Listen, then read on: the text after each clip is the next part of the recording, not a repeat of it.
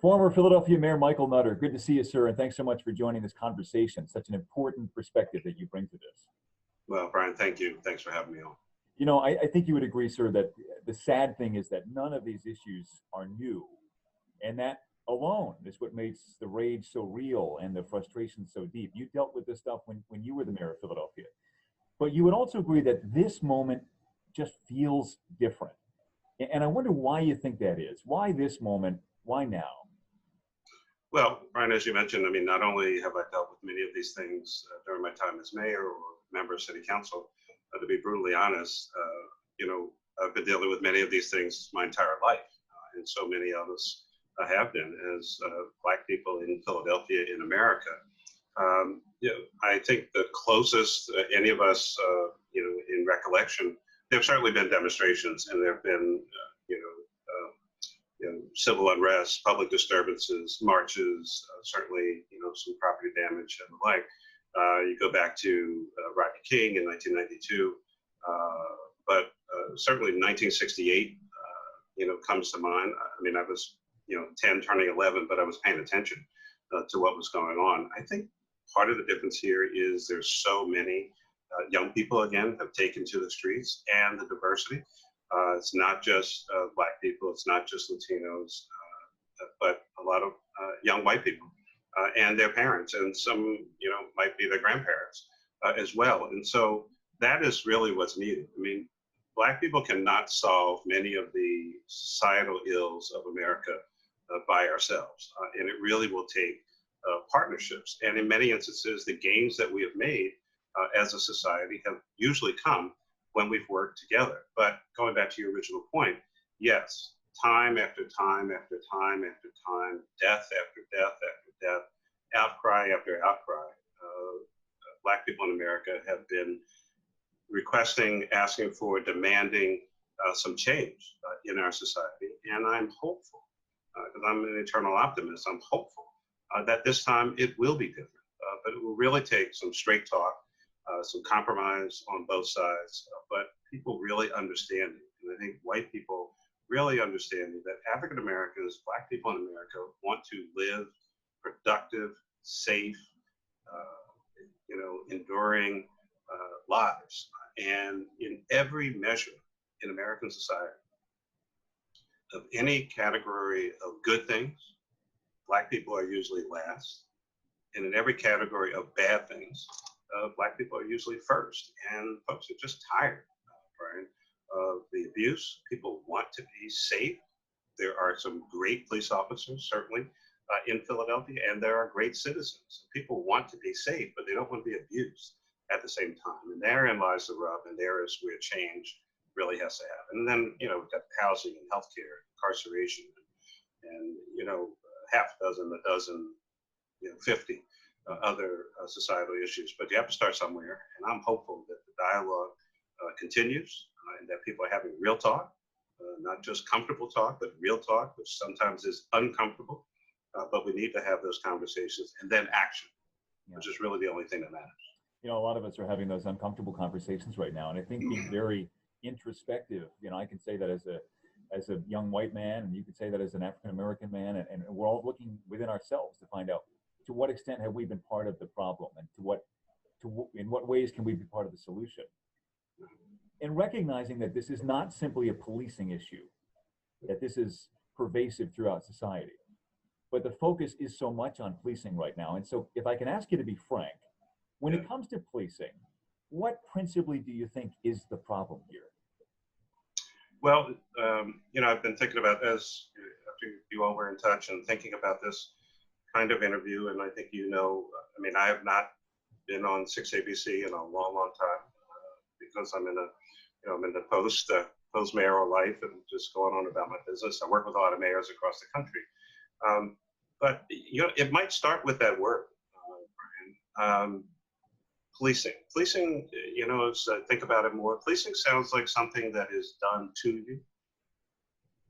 Public safety sounds like something that is done for you. And I'm not saying that a word change is going to make a whole lot of difference, but words do have meaning and words matter. And so what are we trying to convey? People want to be safe. They want to be safe in the public. They certainly want to be safe in their home. But, you know, it's a public safety service. Motto, of course, serve and protect. And so I want to get beyond, you know, well, it's a few bad officers and this and that. There are a lot of really great officers, and these men and women risk their lives on a daily basis to make sure that the rest of us are safe. I think what we're really talking about is culture change, attitude change. You know, every black guy is not dangerous or a criminal. People who live in sometimes violent communities, dangerous communities, are not bad people. That's their community. That's where they want to live. And we have to figure out how people can stay in their own community, be safe, and at the same time, we're being brutally honest, you know, as of yesterday, I think 174 people were killed in Philadelphia, murdered, hundreds shot in communities all across the city, with, unfortunately, a highly disproportionate impact on the African-American, Black community, Latino community here in the city. And so we have these two things. I mean, these two things can be true at the same time. People can be safe, and at the same time, people who commit crime, violent crime, need to be locked up. Those things are not at odds with each other, but it's how people are treated, how people are looked at. You know, I wrote a piece recently, you know, I mean, I've had that experience of, you know, you walk into a store, everybody's looking at you. You go into a place, people are looking at you, questioning, you know, how are you driving that car? What are you up to? What are you doing? Why are you standing on the corner? I mean, I've been dealing with this since I was a teenager, and, you know, wasn't even doing anything. So, you know, it's some assumptions, implicit bias. I mean, we all have our various biases from wherever we come from. We bring that to the job, whatever the job might be. And so it's really about changing attitudes. What do people see on television, or, you know, cable or Netflix, Amazon, wherever you get your content? There's an assumption in most roles, you know, oh, the black guy, you know, he's going to be, you know, he's a drug dealer, he's a music person, he's something, right? And so, you know, people see like normal, whatever normal is, you know, some family that's a real family unit, whether it's a mom and dad, dad and dad, mom and mom, or a single parent, who are raising great children, who are going to school, who are graduating. And so society has to change some of its perceptions and beliefs from the start. I mean, you know, Black people were brought here. I mean, it's not like we had a passport and came around. And then you got free labor for hundreds of years. And then laws were put into place by people. I mean, these laws weren't created of themselves to stop Black people from, you know, buying houses in certain neighborhoods, to impact your ability to go to college and get a good education, or to get a great K-12 education for that part. So these systems need to be addressed and changed. And at the same time, when those systems fail, when things go haywire, when it all kind of falls apart, we then ask the police to come and solve many of these issues and challenges. First, it goes to the academy. They're all there for all the right reasons. What do? We give them a badge, a gun, a taser, and a baton, and say, go out and make sure that people are safe. Well, quite honestly, by the time a police officer shows up in some of these situations, it's already a failed situation. We want them to be the social worker, caretaker. I mean, we're asking for so many things from folks who that's not their thing. And so, you know, what is the training? Are we asking too much? What is the service? What do we want from a public safety department in this city and cities all across the United States of America? So all those questions, legitimate questions, need to be on the table. You know, and at some point we have to, you know, take our fingers out of each other's eye and really kind of try to get to the heart and soul of what do we want as a city and as a society in the United States of America. You know, when you talk about things like societal change and culture change, there's no question that all of that needs to happen. But I think that what scares a lot of people is the notion that that takes a long time to achieve, and we need something now, you know? And so I think there are things we can do in the near term. There's no question about it. So look, I'm not the guy trying to boil the ocean. Yeah, for sure. But right now we've got a conversation in this country. Some people are saying, let's reallocate resources Some people are saying let's defund the police. Some people are saying let's add more funding for police departments. Where along that mix does the immediate answer lie? Well, first, I mean, I'll be very, very clear. I'm not the person that's talking about defunding the police. We need public safety in this city. I gave you a couple stats, and there are more that indicate that maybe not everyone is acting in an angelic fashion. What we need to be talking about is reforming public safety, reforming a police department. Every year there's a budget discussion. We can look at different categories, how are the dollars spent, what are we getting for those dollars, key performance indicators. We can use all kinds of metrics to figure things out. Unfortunately, we've had 3 years, and now this half of the year, almost 3 years of rising homicides and shootings here in the city of Philadelphia. So I don't necessarily know that more money addresses that particular issue. It's really, I think, about not just here in Philadelphia, but across the country. I'm speaking broadly. It is about strategy. It's about tactics. It's about vision. It's about how you deploy and use the resources that you have. At the same time, given all that has happened, there is no question that more investment needs to be made in training, recruitment, the testing that goes on to even get hired as a police officer, and the psychological components of that, implicit bias training, and a variety of other measures. And so in some areas, you could see some decreases, but in other areas, you have to pay for stuff. And I don't want people to get caught in the false choice to some extent. I mean, there are budgetary constraints, but it's not, we can have investments in community and services because there's too much money over in the police department. I mean, we pay for the things that we want. We get the things that we want. Sometimes we have trouble figuring out how to pay for what we need. And so it's not an either or. We can have public safety and you can have investment in the community. You might not be able to do some other things. Budgets are choices. Budgets are not just numbers on a sheet of paper. They are a statement of values and principles. And if we want to invest more in communities, then we need to figure that out. At the same time, if somebody stole your car last night, if somebody broke into your house last night, if somebody shot your relative, I think you'd like a well-trained professional police officer to show up at your door and provide service.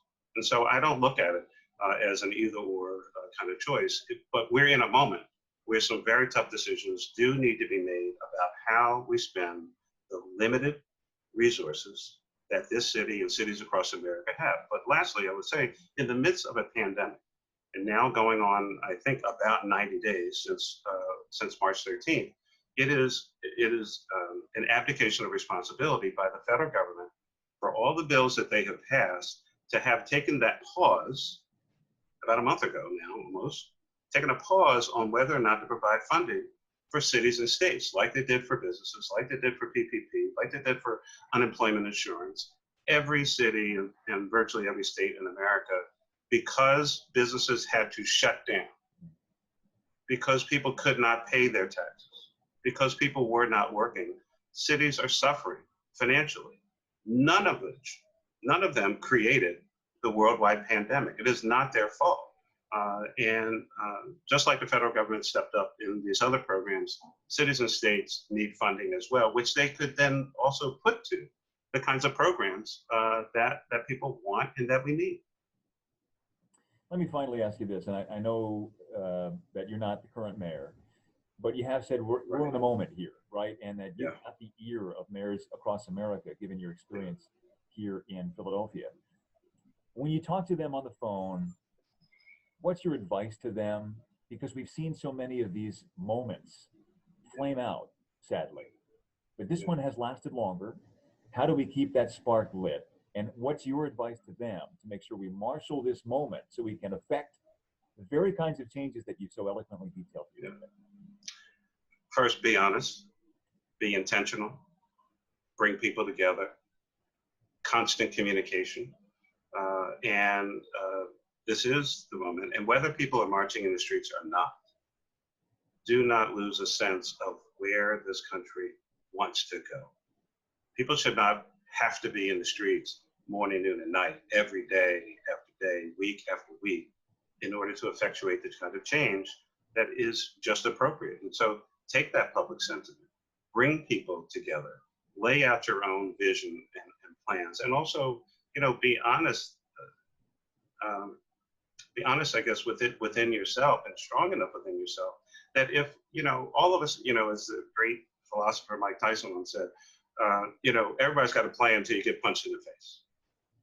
Well, I think we've kind of been collectively punched in the face, and we might have to make some adjustments. You might, have some program or activity or whatever that, like is your main thing. You might not be able to do all those main things right now because we have this main thing that must be done and needs to be done right now. And there's nothing wrong with making some adjustments to your overall plan because we're in this moment, and it deserves the fullest consideration and every possible opportunity to grow and flourish. Philadelphia needs it, Pennsylvania needs it, America needs it, and certainly Black people and people of color who have been held down, literally a knee on our necks for so long. We deserve it as well. And hopefully that this moment doesn't become just a minute of reflection, but maybe an hour of change. Mayor Michael Nutter, former mayor of Philadelphia, appreciate your time and your perspective. It's great to see you, sir, and I hope you're well. Thank you. Good seeing you. Thanks a lot. You too.